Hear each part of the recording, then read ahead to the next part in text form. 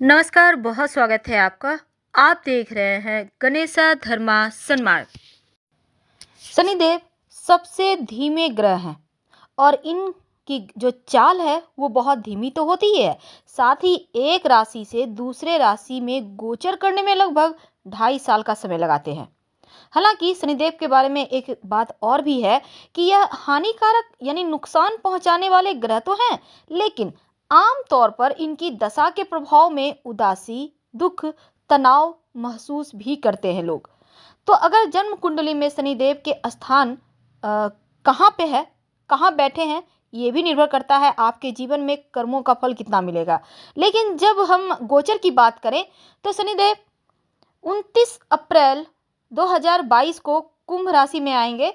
हालांकि 12 जो जुलाई है 2022 यहाँ से एक बार फिर से वक्री होकर मकर राशि में आएंगे और जनवरी 2023 से लेकर वो कुंभ में ही रहेंगे 2025 तक।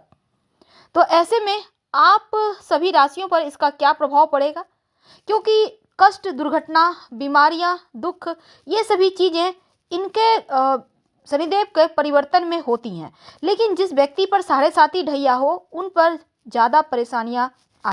तो मेष वालों, 2022 की शुरुआत में शनिदेव आपके 10वें भाव में गोचर करेंगे और थोड़ा सा संघर्ष तो है, लेकिन आपके जो सहकर्मी हैं आपकी योग्यता को पहचानेंगे और फिर आप अपनी काबिलियत के बल पर आगे बढ़ जाएंगे। लेकिन जो लोग सिविल सेवक हैं उनके लिए सकारात्मक छवि आपको बनाना है और यही छवि आपको आगे चलकर आपको तरक्की के मार्ग पर ले जाएगा। हालांकि मेहनत का फल देंगे कर्म फलदाता।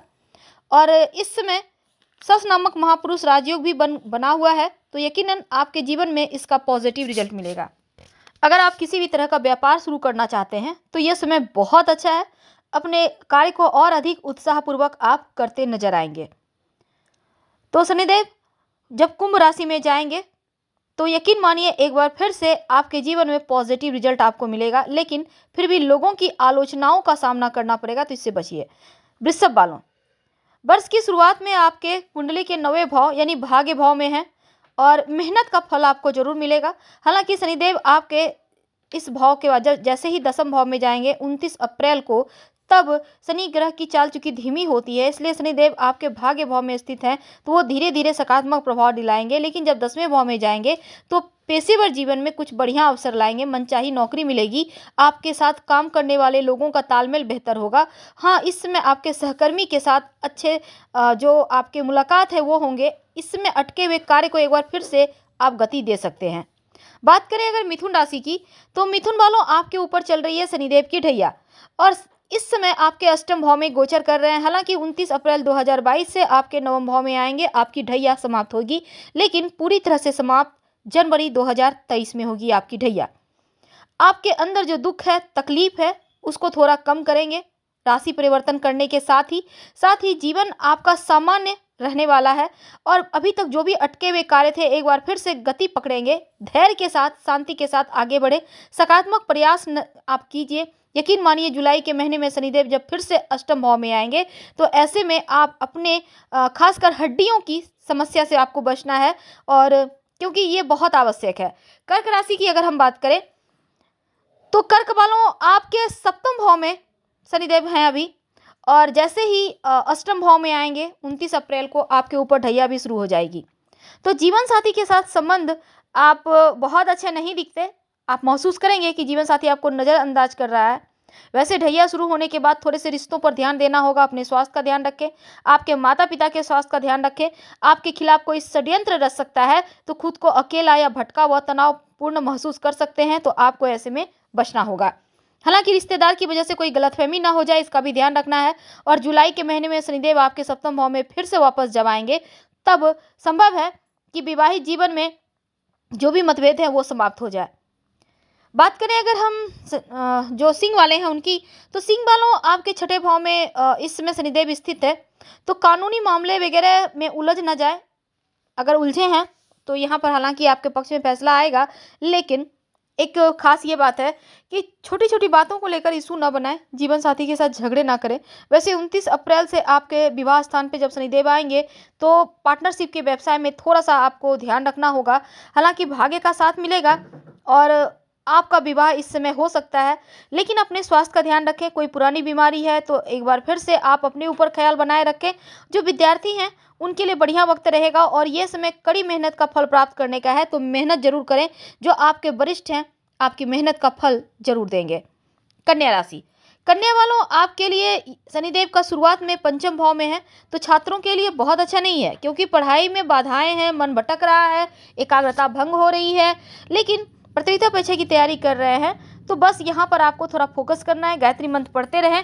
हालांकि हर चुनौती से आप बाहर निकल आएंगे, लेकिन जैसे ही आपके छठे भाव में जाएंगे तो कन्या वालों, आप खासकर जो लोग प्रशासनिक नौकरी की तैयारी कर रहे हैं उनके लिए बढ़िया वक्त रहेगा और इस दौरान कठिन परिश्रम से आप चीज़ों को प्राप्त कर लेंगे। नौकरी में बदलाव चाहते हैं तो सकारात्मक परिणाम मिलेगा और आपको ये सलाह दी जाती है कि बच्चों की अच्छी तरह से देखभाल करें और धन के मामलों में इसमें आपके लिए फायदेमंद है। इस अवधि में किसी भी तरह का अगर कर्ज लेने की योजना बना रहे हैं तो हाँ, आपको मिल जाएगा, पर अगर संभव हो तो पीपल के नीचे सरसों के तेल का दिया जरूर जलाएं। तुला राशि, आपके ऊपर अभी चल रही है शनिदेव की ढैया। 29 अप्रैल से आपकी ढैया समाप्त होगी, लेकिन जैसे ही वो एक बार फिर से 12 जुलाई को वापस आ जाएंगे मकर राशि में वक्री होकर, तो आपकी जो ढैया फिर से चालू होगी और जनवरी 2023 में समाप्त होगी। तो ऐसे में आपके घर की सुख शांति न भंग हो जाए, इसका ध्यान रखना है। अपनों के साथ किसी तरह का झगड़े लड़ाई ना हो, दुख निराशा जैसी चीज़ें हैं, मानसिक टेंशन है, तो आपको जाते जाते ढैया थोड़ा सा टेंशन तो देगा, पर समझदारी से चीज़ों को बेहतर करना होगा। माँ के स्वास्थ्य का ध्यान रखें। अगर कहीं भी कोई दिक्कत है तो तुरंत डॉक्टर से सलाह करें। और जो विद्यार्थी हैं, आपको आपके लिए अच्छा है, क्योंकि मनचाहा विद्यालय में एडमिशन मिलेगा। अगर आप खुद का व्यवसाय करते हैं तो अच्छा खासा लाभ होगा। मेहनत का फल देंगे कर्म फलदाता। लेकिन जुलाई के महीने में शनि वापस 5वें भाव में आएंगे, तो यदि आप अपना जमीन मकान खरीदने की योजना बना रहे हैं तो वो जरूर आपका होगा। वृश्चिक राशि, आपके ऊपर 29 अप्रैल से चलेगा ढैया शुरू, तो कठिन परिश्रम से आपको लाभ मिलेगा। शत्रु विरोधी हालांकि थोड़े एक्टिव रहेंगे, लेकिन छोटे भाई बहनों के साथ संभावना अच्छी बन रही है। आप थोड़ा सा फिटनेस का ध्यान रखें और बहुत अधिक अच्छे संबंध तो दोस्तों के साथ भी नहीं है, क्योंकि थोड़े खटास है। तो जुलाई के महीने में शनिदेव एक बार फिर से आपके चौथे भाव में आएंगे, तो खासकर जो विद्यार्थी हैं पढ़ाई पर ज़्यादा फोकस करना होगा। गायत्री मंत्र रोज पढ़िएगा। थोड़ा सा ठहराव दिखेगा, इसमें स्वास्थ्य की समस्या में परेशानी है, तो थोड़ा सा अपने स्वास्थ्य का ध्यान रखें और खर्चों को लेकर लापरवाह मत होइएगा। अनावश्यक चीज़ों में ज़्यादा खर्च ना करें और अपनों के ऊपर थोड़े खर्चे करते दिखेंगे। वैसे तो जो हम धनु वाले हैं उनकी अगर बात करें तो धनु वालों, आपके लिए ये वक्त बस ये समझ लें कि उत्तम है, क्योंकि आपकी 7.5 समाप्त होगी और 7.5 आपकी जो समाप्त होगी, हालांकि अभी आपके अंतिम चरण चल रहा है। 29 अप्रैल को आपकी 7.5 समाप्त हो जाएगी और 12 जुलाई से एक बार फिर से 7.5 का प्रभाव आएगा और जनवरी 2023 में समाप्त होगा। अपनों के साथ रिश्ते बेहतर होंगे। अगर आप सिंगल हैं तो अच्छे प्रस्ताव विवाह के होंगे। संतान प्राप्ति के योग बन रहे हैं। आपके तीसरे भाव में गोचर करेगा शनि, तो धार्मिक प्रवृत्ति में वृद्धि लाएगा। शास्त्रों के को जानने के आप इच्छुक रहेंगे और इसमें संतान भाव पर दृष्टि है, तो यकीनन थोड़ा सा आपको अपने शौक और रुचि अनुसार कार्य करने में भी मजा आएगा। हालांकि आकस्मिक धन आएगा, आर्थिक लाभ भी होगा। और अगर हम मकर वालों की बात करें तो शनिदेव साल की शुरुआत में आपकी जो चूंकि लग्न में बैठे हैं, तो 29 अप्रैल को कुंभ राशि यानी धन भाव में जाएंगे। हालांकि ये भी शनिदेव का ही अपना घर है, तो आपकी 7.5 का अंतिम चरण शुरू हो जाएगा। अभी आपकी छाती पर चल रहा है 7.5। अपने शरीर का थोड़ा सा ख्याल रखिएगा, ज्वाइंट पेन वगैरह से बचिएगा। और इसमें अगर आप पारिवारिक व्यापार से जुड़े हैं तो बेहतर वक्त है, मुनाफा होगा और किसी अटके हुए संसाधन से भी अचानक से लाभ मिलेगा, क्योंकि आकस्मिक धन की प्राप्ति करवाएंगे। मनपसंद व्यक्ति से विवाह करने के योग बनेगा और अगर पहले से स्वास्थ्य की समस्या है तो वो भी आपका समाप्त हो जाएगा। लेकिन थोड़ा सा सलाह ये है कि किसी से भी बात करते हैं तो तोल मोल कर बोले, कठिन शब्दों का प्रयोग ना करें और प्रियजन से भावनात्मक रूप से थोड़े से आहत होते नजर आएंगे, ध्यान रखें।